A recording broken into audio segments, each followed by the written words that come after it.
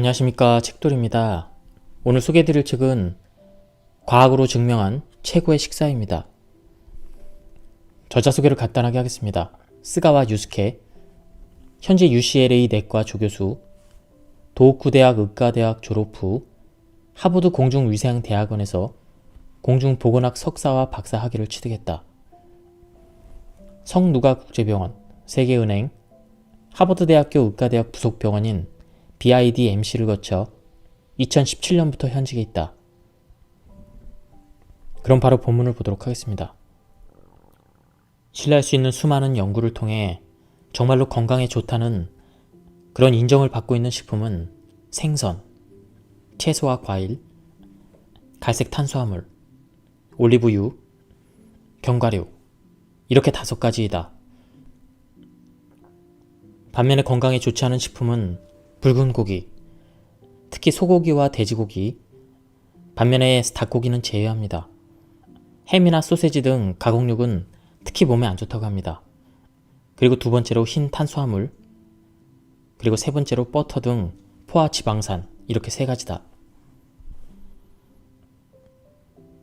여기서 말하는 갈색 탄수화물이란 현미, 메밀국수, 전립분을 사용한 갈색 빵 등 정제되지 않은 탄수화물을 말한다. 한편 흰 탄수화물이란 백미, 우동, 파스타, 밀가루를 사용한 흰빵 등 정제된 탄수화물을 가리킨다. 덧붙여서 일상에서는 탄수화물과 당질이 비슷한 의미로 사용되고 있지만 엄밀하게 탄수화물은 당질과 식이섬유를 함께 아우른 것이다. 즉, 탄수화물은 당질과 식이섬유라는 공식이 성립한다. 일반적으로 갈색 탄수화물은 식이섬유가 많고 흰 탄수화물은 식이섬유가 적다. 그리고 극단적으로 식이섬유가 적은 것은 설탕 등 당이라고 보면 그리 틀리지 않는다. 다시 말해 흰 탄수화물은 설탕만큼 달지 않지만 몸에서 당으로 흡수 분해되므로 흰 탄수화물과 당은 본질적으로 같은 것이다. 나는 가공육, 붉은 고기, 흰 탄수화물 등은 몸에 좋지 않다고 설명하는 것일 뿐 먹어서는 안 된다고 주장하는 것이 아니다. 누구나 식사로 얻을 수 있는 장점과 단점을 충분히 이해하고 무엇을 먹을 것인지 현명하게 선택해야 한다. 단 것을 좋아하는 사람은 단 것을 먹음으로써 만족하고 행복도가 높아질 것이다. 이런 사람에게 단 것을 완전히 끊도록 강요하면 건강해질 수는 있겠지만 인생의 즐거움은 줄어든다. 이런 경우에는 행복도와 건강을 저울질해서 단 것을 소량 섭취하는 것도 나쁘지 않은 판단일 것이다. 다만 이를 정당화하려고 소량이라면 단 것이 건강에 나쁘지 않다고 해석한다면 올바르지 않다. 이처럼 과학적 근거를 왜곡함으로써 본인은 물론 다른 사람에게도 잘못된 정보를 줄 수도 있다. 운동을 얼마나 하는가에 따라 바람직한 식사 내용도 변화한다. 즉, 평소 격렬히 운동을 하는 운동선수이고 건강진단에서 아무런 문제가 없는 사람과 일이 바빠서 거의 운동과 담을 쌓고 있는 사람은 당연히 적절한 식사 내용이 다르다. 예를 들어 흰 탄수화물을 말하자면 운동을 많이 하는 사람은 소량이라면 섭취해도 문제가 되지 않는다. 하지만 운동과 담을 쌓는 사람이라면 섭취량을 최소한으로 줄이는 것이 좋다고 본다. 과일이 함유한 성분인 과당은 혈당치를 높이는 점에서 건강에 좋다고 할 수 없지만 과일 자체는 건강에 좋은 식품이라는 에비던스가 대단히 많다. 예일대학 예방연구센터의 데이비드 키츠는 이런 현상을 식품 성분을 과도하게 중시해 역으로 진짜 영양식품을 섭취하지 못하는 폐단이라며 경종을 울렸다. 실제로 과일의 과당을 추출해서 섭취하면 혈당치가 올라가지만 과일을 생으로 통째로 먹으면 혈당치가 그리 올라가지 않는 것으로 밝혀졌다. 이처럼 동일한 양의 과당을 섭취해도 혈당치에 미치는 영향이 전혀 달라지는 사실을 통해서 식품과 성분, 어디에 중점을 두는가에 따라 추천하는 식품이 전혀 달라지는 현상을 이해할 수 있을 것이다. 녹황색 채소는 질병의 위험을 낮추지만 거기에서 추출한 베타캐로틴이라는 성분만 추출해서 섭취하면 건강이 좋아지는 것이 아니라 오히려 질병 위험을 높일 가능성이 있다. 그리하여 건강을 위해서는 성분보다는 식품에 주목하는 것이 중요하다. 베타캐로틴의 예와 마찬가지로 식품으로서 토마토는 몸에 좋으나 사실 그 주요 성분인 리코펜만 추출해서 먹는 것은 몸에 좋다는 증거가 없다. 건강한 식사에서 필요한 것은 몸에 좋은 식품을 선택하는 것이며 성분은 중요하지 않다. 녹황색 채소는 몸에 좋지만 거기에 들어있는 베타캐로틴이나 리코펜 같은 성분이 몸에 좋은 것은 아니다. 즉, 토마토에 리코펜이 풍부하다는 것이나 당근에 베타캐로틴이 들어있다는 것은 우리 건강에 그다지 중요하지 않다. 실제로 서구에서는 일상에서 베타캐로틴이나 리코펜 같은 용어가 대화 중에 거의 등장하지 않는다. 건강을 유지하는 핵심은 베타캐로틴이나 리코펜에 혹해서 특정 채소를 집중적으로 편식하는 것이 아니라 다양한 종류의 채소와 과일을 매일 지속적으로 많이 섭취하는 것이다. 같은 1g당 4칼로리의 탄수화물이라도 백미를 섭취한 사람은 체중이 늘고 현미를 섭취한 사람은 줄었다. 같은 칼로리라도 과일 주스를 먹은 사람은 뚱뚱해졌으나 가공하지 않은 과일을 먹은 사람은 날씬했다.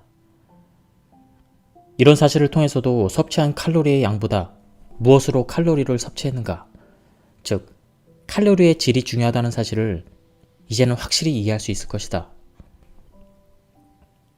한간에 유행하는 당질 제한식의 최대 문제는 탄수화물을 줄인 만큼 대신 무엇을 먹을 것인가에 대해서 잘못된 지도가 종종 이루어진다는 점이다. 탄수화물만 줄이면 스테이크든 불고기든 원하는 것을 먹어도 좋다는 지도를 받는다면 분명 그 식사요법은 잘못된 것이다. 왜냐하면 붉은 고기를 먹은 사람은 체중이 늘어난 것을 확인할 수 있기 때문이다. 설령 붉은 고기를 먹어 체중을 감량했다 하더라도 붉은 고기를 과다 섭취하면 동맥경화가 진행돼서 뇌졸중에 걸리기 쉽고 대장암의 위험이 높아진다. 한편 흰 탄수화물을 줄이고 대신 채소나 과일을 많이 먹도록 지도를 받았다면 이는 올바른 식사요법이다. 갈색 탄수화물로 대체하는 것도 올바른 다이어트법이다.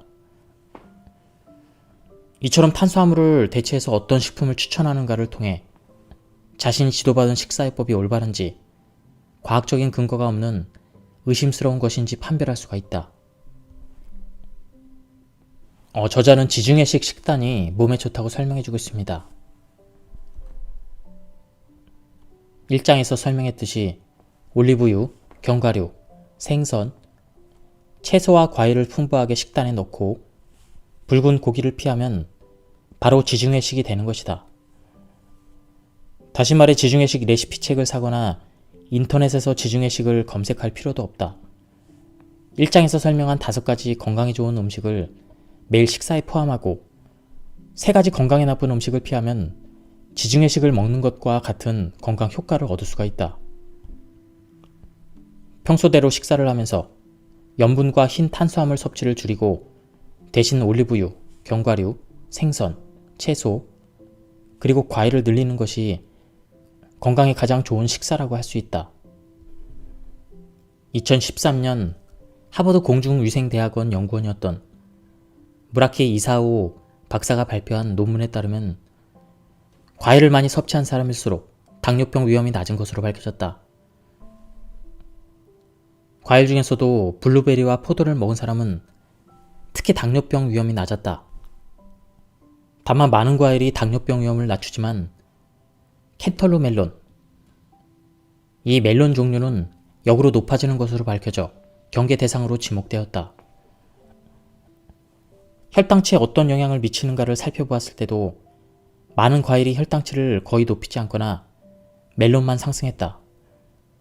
혈당치에 주의해야 되는 사람이라면 멜론은 피하는 것이 좋을 것이다. 또한 과일 주스를 많이 마시는 사람일수록 당뇨병 위험이 높은 것으로 밝혀져 이목을 끌었다.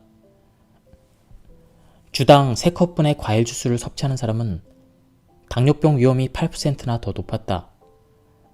즉 과일을 먹는 사람은 당뇨병 위험이 낮아지지만 과일 주스를 많이 먹는 사람은 당뇨병 위험이 높아지는 역효과가 발생하는 것이다. 과일은 당뇨병 위험을 낮추는데 왜 과일 주스는 높이는지 의문이 들 수도 있다. 과일에는 혈당치를 높이는 과당이 있지만 혈당치 상승을 억제하는 식이섬유도 있어 함께 섭취하게 된다. 그러나 과일 주스는 과당만 섭취하므로 혈당치가 올라가서 당뇨병 위험이 상승하는 것이다. 많은 연구들이 생선을 많이 먹으면 암에 걸릴 위험이 낮아질 가능성도 시사하고 있다. 21개 관찰 연구를 종합한 메타 분석에서 생선을 많이 먹으면 유방암의 위험이 낮아진 것으로 나타났다. 구체적으로는 오메가3 지방산 환산으로 하루에 0.1g을 섭취하면 유방암에 걸릴 위험이 5% 떨어졌다. 이건 역시 양이 늘어나는 것에 비례해서 위험도가 계속 내려가는 것이 아니라 0에서 소량 섭취한 조건, 그것에서 가장 위험이 낮았다. 따라서 소량이라도 매주 꾸준히 생선을 먹는 것을 추천한다. 이 외에도 생선 섭취는 대장암이나 폐암 위험을 낮춘다는 보고도 있다. 그러나 생선 섭취로 위암 위험은 낮아지지 않았으며 전립선암에 걸릴 위험은 낮아지지 않았으나 발병 후에는 암으로 사망할 확률을 낮출 가능성이 있는 것으로 조사되었다. 개인적으로는 흰쌀 섭취량과 당뇨병은 비례 관계에 있으므로 가급적 최소한으로 섭취량을 줄이는 것이 바람직하다고 생각한다. 특히 당뇨병 가족력이 있으면 당뇨병에 걸릴 확률이 한층 높아지므로 조금이라도 위험을 낮추는 의미에서 흰쌀을 포함한 흰 탄수화물은 가급적 최대한 절제한다. 정 흰쌀을 포기하기 어렵다면 매일 1시간 이상 격렬한 운동을 해야 한다. 이로써 당뇨병 위험이 높아지는 것을 그나마 저지할 수 있을 것이다. 쌀 섭취량과 암은 통계적으로 유의미한 관계에 나타나지 않았다.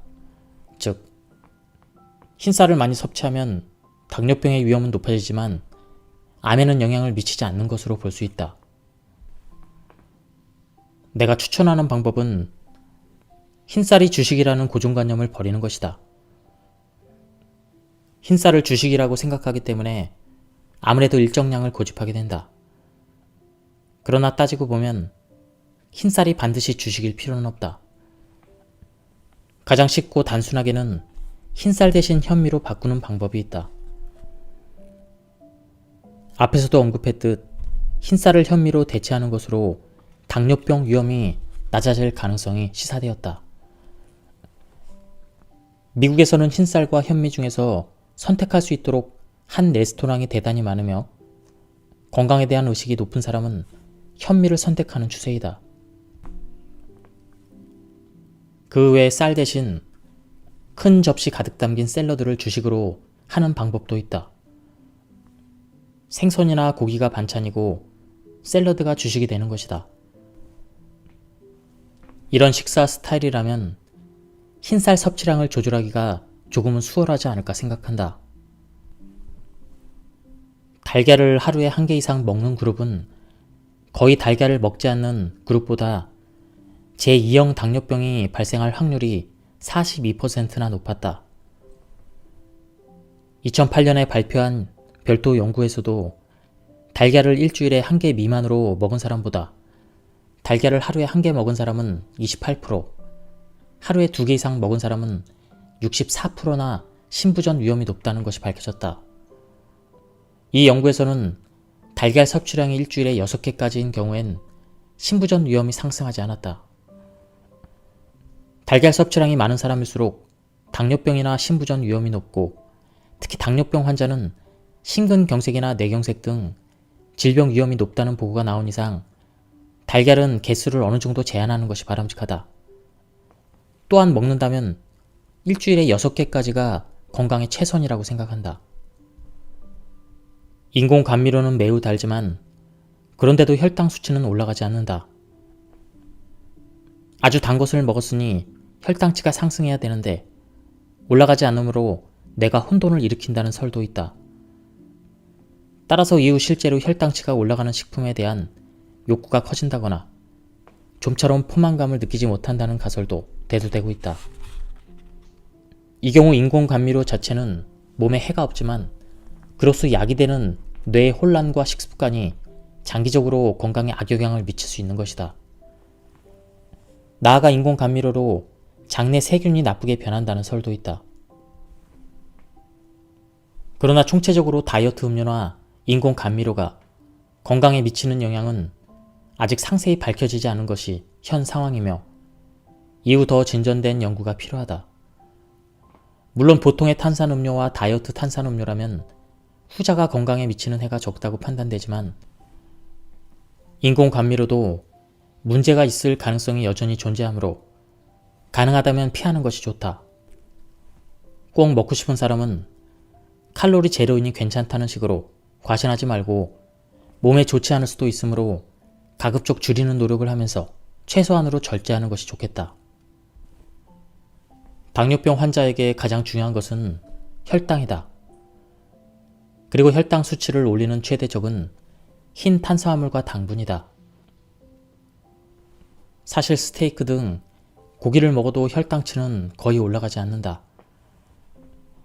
그러나 흰 탄수화물이나 당분을 섭취하면 혈당치가 급격히 상승하고 당뇨병이 악화된다. 따라서 당뇨병 환자가 흰 탄수화물과 당분을 삼가는 것은 매우 현명하다.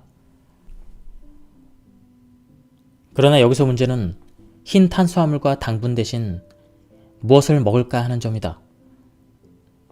흰쌀의 양을 줄이면 혈당은 좋아질지 모르나 허기로 결국 요요가 올 가능성이 있으므로 대신 무언가를 먹어야 한다.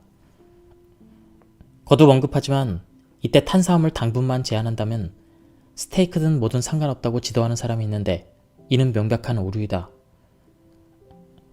붉은 고기나 지방을 많이 섭취하면 혈당치는 내려갈지 모르겠지만 심근경색이나 대장암 등의 위험도가 높아진다. 당뇨병 환자가 흰 탄수화물과 당분 대신 먹어야 될 최고의 식사는 무엇일까? 신장이 나쁘지 않다면 당뇨병 환자가 흰 탄수화물 외에 특별히 제한할 식품은 없다. 따라서 건강한 사람의 식단과 마찬가지로 흰 탄수화물 대신 채소와 과일, 생선, 갈색 탄수화물, 올리브유, 견과류의 섭취량을 늘리는 것이 좋다. 이 중 현실적으로 흰 탄수화물을 대체하기에 가장 좋은 것은 갈색 탄수화물이다. 갈색 탄수화물은 식이섬유가 많기 때문에 탄수화물이지만 혈당을 높이지 않고 뇌졸중과 암을 예방하는 효과가 있다. 흰쌀 대신 현미를, 우동이나 라면 대신 메밀을 먹는다. 이것만으로도 혈당치 조절이 수월할 뿐 아니라 장기적으로 뇌졸중이나 암 위험을 낮추는 것도 기대할 수가 있다. 또는 흰 탄수화물을 많은 양의 채소로 대체하는 방법도 있다. 주식으로 밥 한 공기를 먹는 대신 많은 양의 샐러드를 한 접시 먹으면 나름대로 포만감도 있다. 고령자를 위한 최고의 식사에 대해서는 유감스럽게도 에비던스가 충분하지 않다. 그러나 최근 당뇨병 환자의 혈당 수치를 조절할 때 고령자의 경우는 다소 느슨하게 관리하는 편이 오히려 장수에 도움이 된다는 연구 결과가 나오고 있다. 필시 일반 식사도 동일하게 적용할 수 있지 않을까 한다.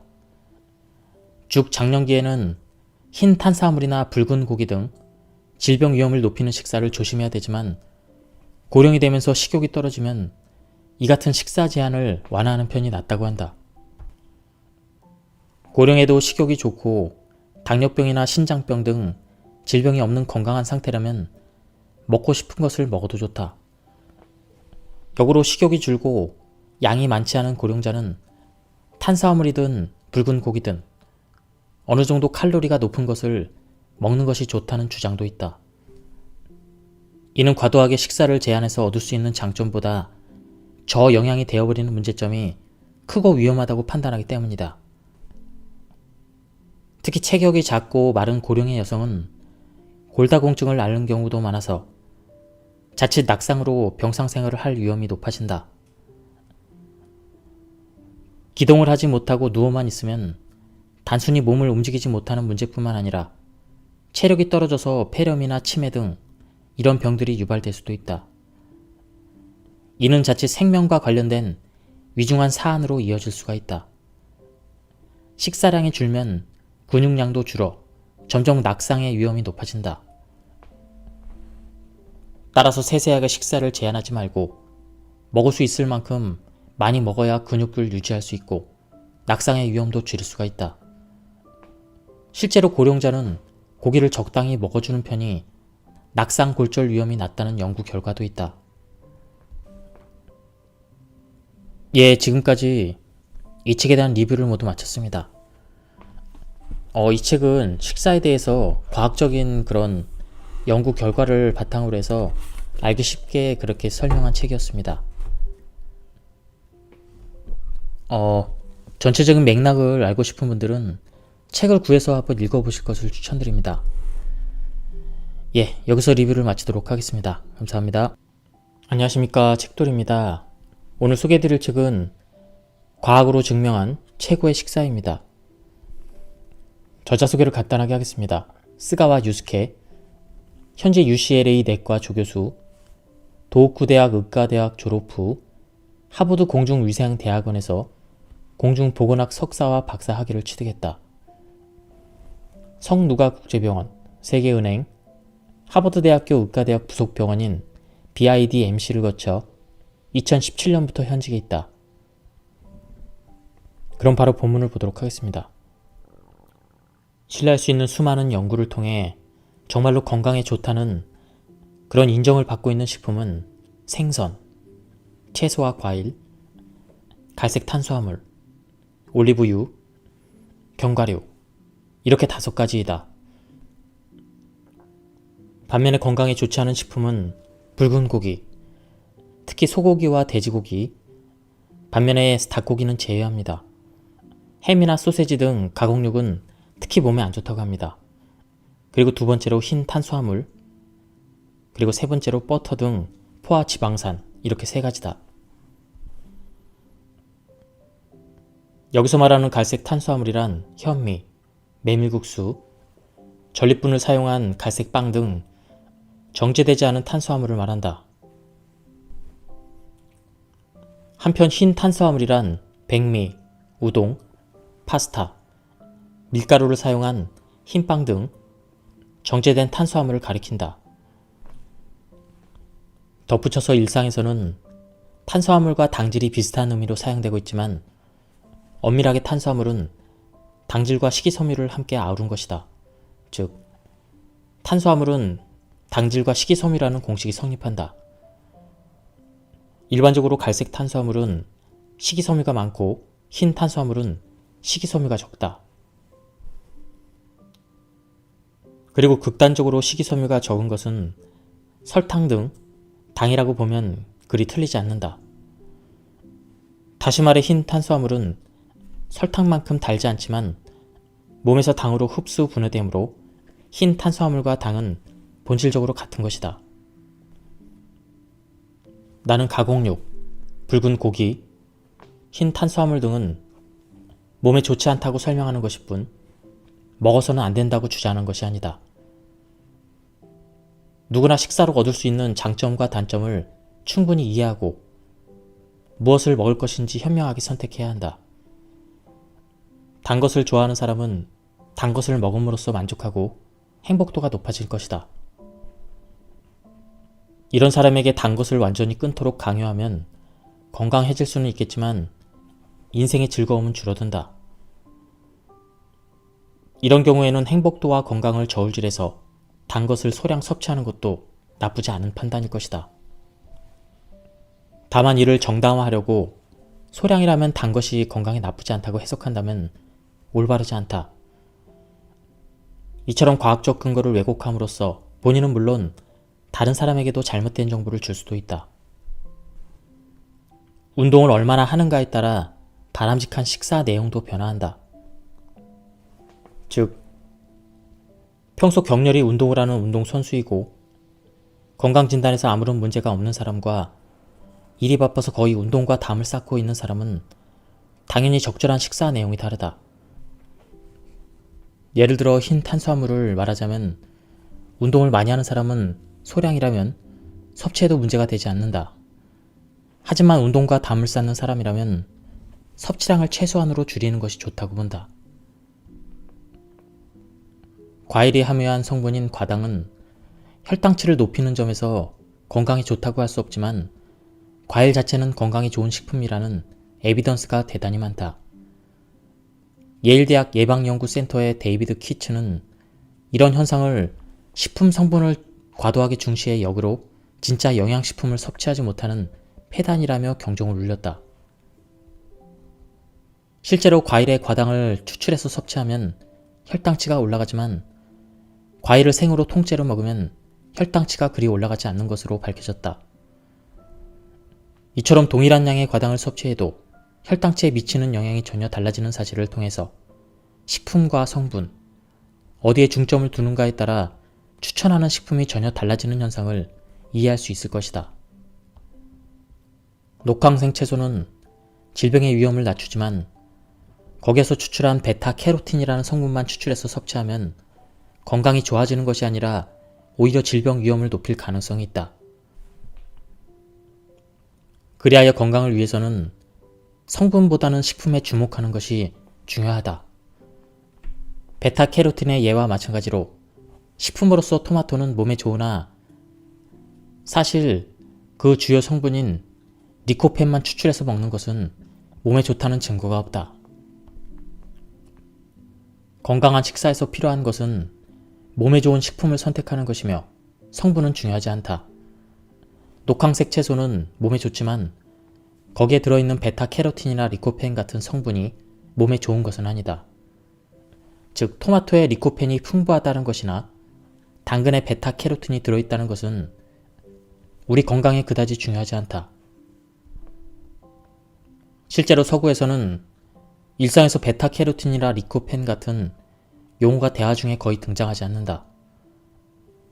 건강을 유지하는 핵심은 베타캐로틴이나 리코펜에 혹해서 특정 채소를 집중적으로 편식하는 것이 아니라 다양한 종류의 채소와 과일을 매일 지속적으로 많이 섭취하는 것이다. 같은 1g당 4칼로리의 탄수화물이라도 백미를 섭취한 사람은 체중이 늘고 현미를 섭취한 사람은 줄었다. 같은 칼로리라도 과일 주스를 먹은 사람은 뚱뚱해졌으나 가공하지 않은 과일을 먹은 사람은 날씬했다. 이런 사실을 통해서도 섭취한 칼로리의 양보다 무엇으로 칼로리를 섭취했는가, 즉 칼로리의 질이 중요하다는 사실을 이제는 확실히 이해할 수 있을 것이다.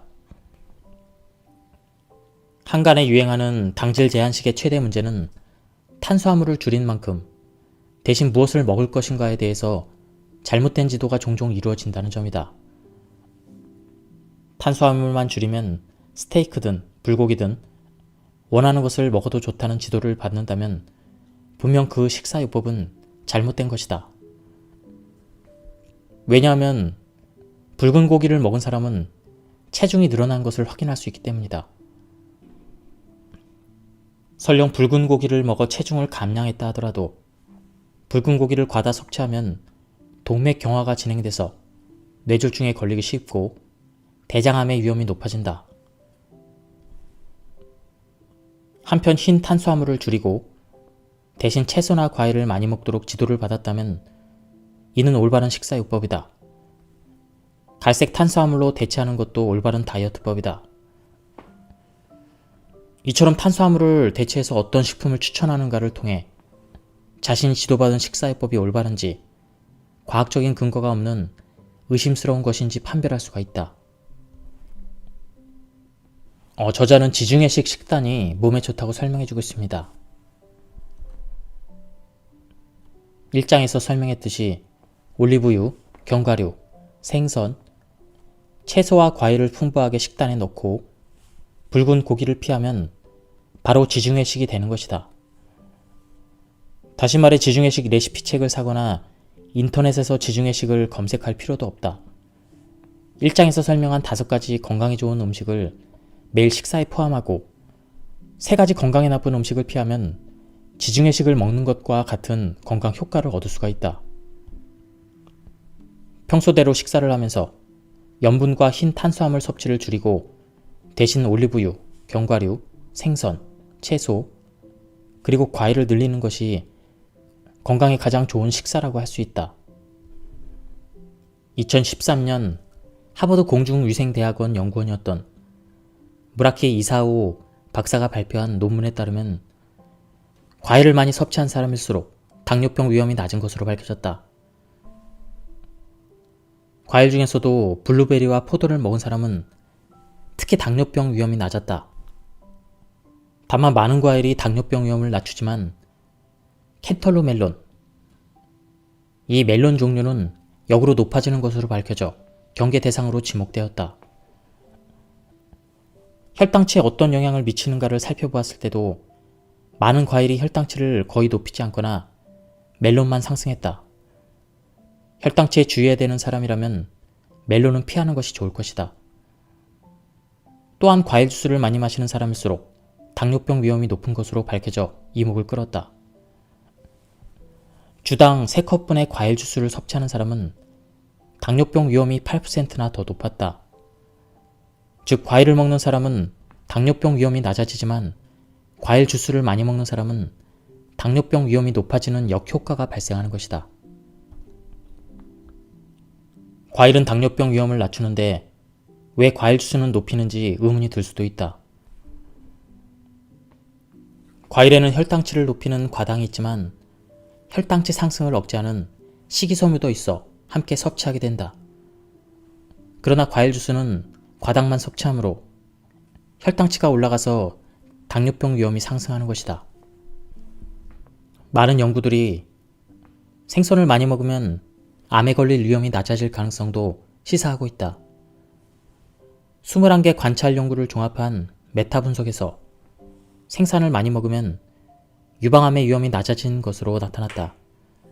구체적으로는 오메가3 지방산 환산으로 하루에 0.1g을 섭취하면 유방암에 걸릴 위험이 5% 떨어졌다. 이건 역시 양이 늘어나는 것에 비례해서 위험도가 계속 내려가는 것이 아니라 0에서 소량 섭취한 조건, 그것에서 가장 위험이 낮았다. 따라서 소량이라도 매주 꾸준히 생선을 먹는 것을 추천한다. 이 외에도 생선 섭취는 대장암이나 폐암 위험을 낮춘다는 보고도 있다.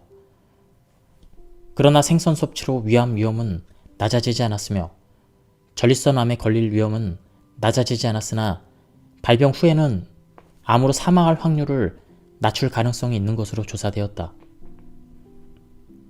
개인적으로는 흰쌀 섭취량과 당뇨병은 비례 관계에 있으므로 가급적 최소한으로 섭취량을 줄이는 것이 바람직하다고 생각한다. 특히 당뇨병 가족력이 있으면 당뇨병에 걸릴 확률이 한층 높아지므로 조금이라도 위험을 낮추는 의미에서 흰쌀을 포함한 흰 탄수화물은 가급적 최대한 절제한다. 정 흰쌀을 포기하기 어렵다면 매일 1시간 이상 격렬한 운동을 해야 한다. 이로써 당뇨병 위험이 높아지는 것을 그나마 저지할 수 있을 것이다. 쌀 섭취량과 암은 통계적으로 유의미한 관계에 나타나지 않았다. 즉, 흰쌀을 많이 섭취하면 당뇨병의 위험은 높아지지만 암에는 영향을 미치지 않는 것으로 볼 수 있다. 내가 추천하는 방법은 흰쌀이 주식이라는 고정관념을 버리는 것이다. 흰쌀을 주식이라고 생각하기 때문에 아무래도 일정량을 고집하게 된다. 그러나 따지고 보면 흰쌀이 반드시 주식일 필요는 없다. 가장 쉽고 단순하게는 흰쌀 대신 현미로 바꾸는 방법이 있다.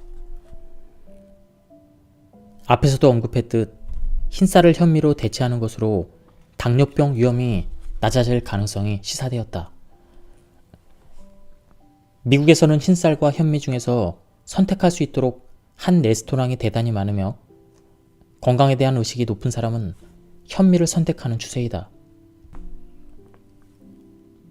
그 외에 쌀 대신 큰 접시 가득 담긴 샐러드를 주식으로 하는 방법도 있다. 생선이나 고기가 반찬이고 샐러드가 주식이 되는 것이다. 이런 식사 스타일이라면 흰쌀 섭취량을 조절하기가 조금은 수월하지 않을까 생각한다. 달걀을 하루에 1개 이상 먹는 그룹은 거의 달걀을 먹지 않는 그룹보다 제2형 당뇨병이 발생할 확률이 42%나 높았다. 2008년에 발표한 별도 연구에서도 달걀을 일주일에 1개 미만으로 먹은 사람보다 달걀을 하루에 1개 먹은 사람은 28%, 하루에 2개 이상 먹은 사람은 64%나 신부전 위험이 높다는 것이 밝혀졌다. 이 연구에서는 달걀 섭취량이 일주일에 6개까지인 경우엔 신부전 위험이 상승하지 않았다. 달걀 섭취량이 많은 사람일수록 당뇨병이나 신부전 위험이 높고, 특히 당뇨병 환자는 심근경색이나 뇌경색 등 질병 위험이 높다는 보고가 나온 이상 달걀은 개수를 어느 정도 제한하는 것이 바람직하다. 또한 먹는다면 일주일에 6개까지가 건강에 최선이라고 생각한다. 인공 감미료는 매우 달지만 그런데도 혈당 수치는 올라가지 않는다. 아주 단 것을 먹었으니 혈당치가 상승해야 되는데 올라가지 않으므로 뇌가 혼돈을 일으킨다는 설도 있다. 따라서 이후 실제로 혈당치가 올라가는 식품에 대한 욕구가 커진다거나 좀처럼 포만감을 느끼지 못한다는 가설도 대두되고 있다.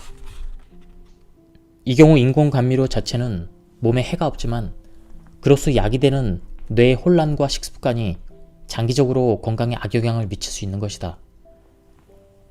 나아가 인공 감미료로 장내 세균이 나쁘게 변한다는 설도 있다.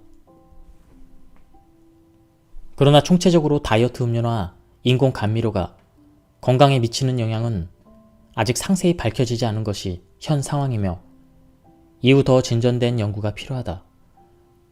물론 보통의 탄산음료와 다이어트 탄산음료라면 후자가 건강에 미치는 해가 적다고 판단되지만 인공 감미료도 문제가 있을 가능성이 여전히 존재하므로 가능하다면 피하는 것이 좋다.